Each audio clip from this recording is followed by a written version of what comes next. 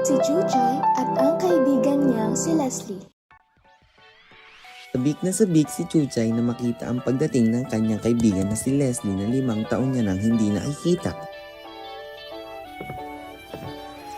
Nako, ngayong araw na pala ang pagdating ng aking kaibigan na si Leslie.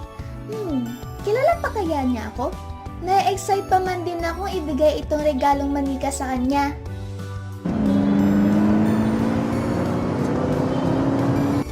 Paglipas ng ilang oras, dumating na nga si Leslie kasama ang kanyang mama. Nakakamiss naman po pala dito sa ating lugar, Mama.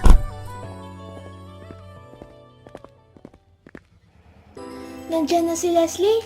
Kinakabahan tuloy ako, baka hindi na niya ako kilala. Tao po, Chuchay!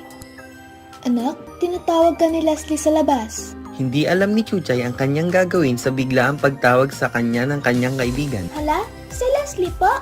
Sige po, Mama. Lalabas na po ako.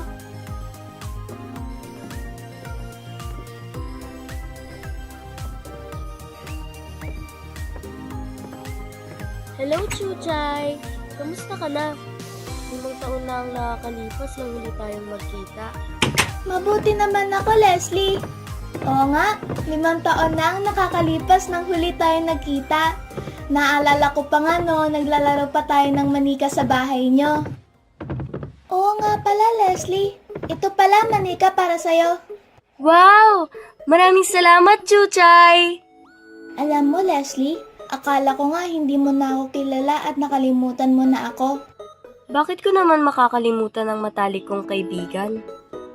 Sa pagkakaibigan, gaano man katagal hindi magkita, hindi ito nangangahulugan na tapos na ang lahat at kakalimutan na ang magandang pinagsamahan.